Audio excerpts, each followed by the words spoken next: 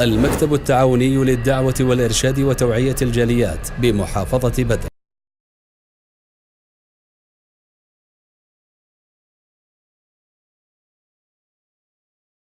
এবং জাহান্নামের আগুনকে আল্লাহ সাক্ষাৎ করতে দিবেন না। বললেন আল্লাহু আকবার। এগুলো আল্লাহর ভয়ের মর্যাদা। ভয়ের কারণে যদি আল্লাহ আপনাকে পরকালের সবচেয়ে বড় সমস্যা জাহান্নাম, তার আগুন থেকে রক্ষা করতে পারেন, এই দুনিয়াতে সামান্য অভাব অনটন থেকে, অশান্তি থেকে, অপমান থেকে আল্লাহ রক্ষা করবেন না? এটাকে আল্লাহর কাছে খুব বড় জিনিস, কঠিন জিনিস নাকি? কিছুই না।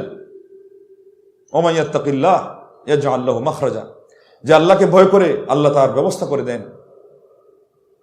আলাইকা বিতাকওয়াল্লাহি ইন কুনতা গাফিলান ইয়াতিকা বিল আরযাকি মিন হাইসু লা তাদরি ওয়া কাইফা তাখাফুল ফাকরা ওয়াল্লাহু রাযিকান ওয়া ক্বাদ রাযাকাত তায়রা ফিল জাওয়ি ওয়াল হুতা ফিল বাহরি। তুমি যদি গাফিল থাকো, আমি তোমাকে উপদেশ দিচ্ছি। কবি বলছেন কত সুন্দর কথা, অন্তরের কান দিয়ে শোনেন, যে তুমি আল্লাহকে ভয় করো। আল্লাহকে যদি ভয় করে চলো, আল্লাহ পাক তোমার জন্য রিজিকের ব্যবস্থা, এমন কিছু পথ এবং এমন কিছু রাস্তা দিয়ে বের করে দিবেন, জীবিকা আসতে থাকবে, তুমি চিন্তাও করতে পারো না। তারপরে তিনি একটা উদাহরণ দিচ্ছেন, তুমি আবার অভাবের এত চিন্তা কেন করো? যে আল্লাহকে তুমি মেনেছো, যে আল্লাহকে তুমি ভয় করে চলছো, সেই আল্লাহ আকাশে পক্ষীরাজিকে জীবিকা দিয়ে থাকেন, আর পানির পেটে মাছগুলোকে তিনি জীবিকা দিয়ে থাকেন। আর কবির কথা তো এই পর্যন্ত শেষ হয়ে গেল। আপনি আরো চিন্তা করে দেখেন না, যে সেই কঠিন পাহাড়, ইস্পাত পাথরের মতো এইরকম সামান্য একটা পিঁপড়া ঢোকার মতো জায়গা খালি আছে, ওই পাথরের পেটের ভিতরে যেই বাস করে কীট পতঙ্গ, সেইগুলোকেও আল্লাহ রিজিকের ব্যবস্থা করেন। বলেন আল্লাহ। তা আপনার ব্যবস্থা হবে না মানে?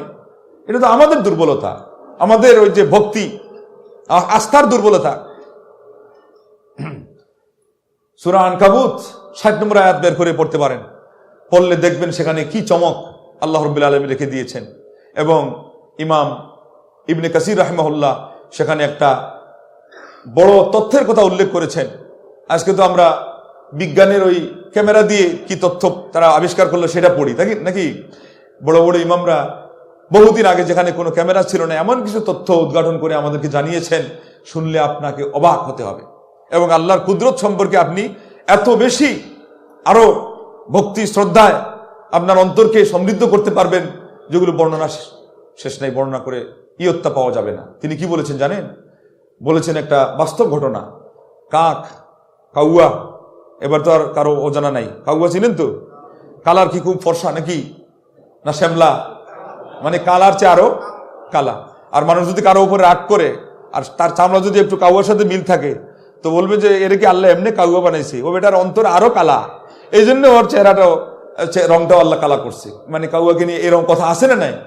আসলে এই কাউয়ার মধ্যে এইরকম কিছু ব্যাপার স্যাপার আছে। সে করে কি জানেন? ও বাচ্চা যখন প্রসব করে, তার ছানা, ওটাকে সে আদার দেয় না। কারণ প্রথম যখন প্রসব করে, ওটার তো রং তার মতো কালা থাকে না। সে মাও দেয় না, বাপেও দেয় না।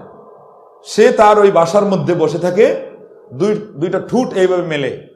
এগুলো তথ্য আজ পর্যন্ত কোনো বিজ্ঞানী দিয়েছে? আল্লাহু আকবার।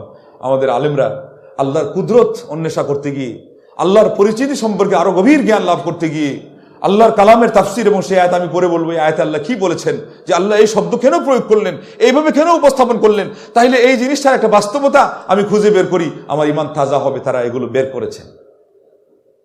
তাহলে জঙ্গলে জঙ্গলে তারা যদি হাঁটেন, সেজন্য হাঁটেছেন যে বাস্তবে আমার আল্লাহর পরিচিতি উদ্ধার করার জন্য। আল্লাহু আকবার। তো ওইটা তার বাসার মধ্যে ঠুট মেলে বসে থাকে, এবং তার মা বাপগুলো আসা যাওয়া করতে থাকে, যতদিন পর্যন্ত দেখে এখন পর্যন্ত ওর মধ্যে ডানা গজায় নাই। ডানা না গজাইলে তো ওটার কালো তো ডানা দিয়ে, এবং অন্যান্য অংশের মধ্যেও কালো যে রংটা, সেটা চড়বে একটু বড় হলে। ততদিন পর্যন্ত ওই হিংসুটে মা এবং বাপ ওরে কোনো আদার দেয় না, খাবারই দেয় না। এবার চিন্তা করেন, ভালো করে প্রস্তুতি নেন, যে আপনার জীবনে আপনার মা বাপ আপন না, আমার আল্লাহ আপন। আল্লাহু আকবার। কারণ মা বাপ তো সবারই মা বাপ। একটা পাখি সে এতটুকু হিংসা করতে পারে। হতে পারে আজকালকার জীবনে এই পরিস্থিতিতে, বর্তমান পরিবেশে, কোনো মা বাপও আছে সন্তানের উপরে অনেক সময় অবিচার করে। এগুলো আজকাল শুনেছি নাকি অনেক হচ্ছে।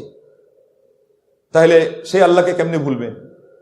ওই আল্লাহর পথ কেমনে পরিহার করেন? ওই আল্লাহর অবাধ্যতা আমরা কেন করি? কি কারণে করি? আমার আল্লাহর কত দয়া পরবশ আমাদের উপরে। বলছেন যতদিন পর্যন্ত ওই কাকের বাচ্চার মা বাপ তার মুখের মধ্যে খাবারটা না দেয়, ততদিনের জন্য আল্লাহ রাব্বুল আলামিন আলাদা একটা পতঙ্গকে আল্লাহ নির্ধারণ করে রাখছেন। তার মানে ওনারা এগুলো অবজার্ভ করেছেন, বহুদিন ওখানে থেকে দেখেছেন। সময়ে সময়ে প্রতিদিন একটা প্রাণী এসে ওই কাকের বাচ্চার মুখে খাবার রেখে যায়। বলেন আল্লাহু আকবার। যতদিন না সে দেখেছে যে তার মা বাপ তার খাদ্য সরবরাহের দায়িত্ব নিয়েছে, ততদিন পর্যন্ত আলাদা আরেকটা প্রাণীকে দিয়ে মহান রব্বুল আলামিন ওই কাকের বাচ্চার মুখে ওই যে খোলা দুইটা ঠোঁট, তার মধ্যে খাবার সরবরাহ করার ব্যবস্থা করেন। বলেন আল্লাহু আকবার। আছে পৃথিবীতে এমন কোন দানবী? সে তো জানেই না ওটা কোথায় বাসার ভিতরে একটা বাচ্চা পড়ে আছে। আর আজকে আপনাদেরকে বুঝাই দিয়ে দিল, জঙ্গলের প্রাণীগুলোকে ধরে এদেরকে গোসল করায়া, বান্দরকে সুন্দর বানায়া, ওর ওখানে ক্রিম মাখায়া, আর এদিকে মানুষকে ফিটাইয়া, সুবাইয়া, কিলাইয়া, ঘুষাইয়া, জবাই করিয়া, কসাইয়ের চেয়ে আরো বেশি কাটিয়া সাটিয়া শেষ করিয়া আমাদের বারবার মুসলমানদেরকে শেষ করে, এখন ফিলিস্তিনের মুসলমানদেরকে গলা টিপে মেরে তারপরে আমাদের মসজিদ বন্ধ দখল করে, তারা বলে একেবারে হিউম্যান রাইটস, মানে মানবতার তারা অধিকার আদায় করার ধ্বজাদার হয়ে গেছে। আর আমাদের অনেকেও আজকে ওদের প্রতি ভক্তিশীল এবং শ্রদ্ধাশীল হয়ে যাচ্ছে।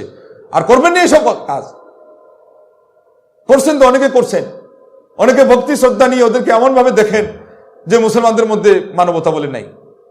মুসলমানদের মানবতা ত্রুটি থাকতে পারে, আমলে ত্রুটি থাকতে পারে। এখন পর্যন্ত মুসলমানদের তুলনায় হিংস্র যদি কেউ হয়, যার মধ্যে যত বেশি মানে কুফুরি আছে, মুনাফিকি আছে, শিরকি আছে, এগুলো ময়লা, এগুলোতে অন্তর্রুক্ষ হয়, এগুলোতে অন্তর্রূঢ় হয়। কিন্তু মুসলমানদের অন্তর তুলনামূলক আল্লাহ রাব্বুল আলামিন ঈমানের মাধ্যমে নরম রেখেছেন। সেখানে এতটুকু বলা যায় যে ঈমান আমাদের আরো বাড়লে আমাদের অবস্থা আরো ভালো হবে, আমাদের চরিত্র আরো সুন্দর হবে, এবং আমাদের এই ব্যবহার দেখে বিধর্মীরা মুসলমান হতে বাধ্য হবে। ত্রুটি আছে, এত তো কোনো সমস্যা নেই, একথা মানতে সমস্যা আছে। কিন্তু মুসলমানরা যেই পরিমাণ অতিথি পরায়ণ,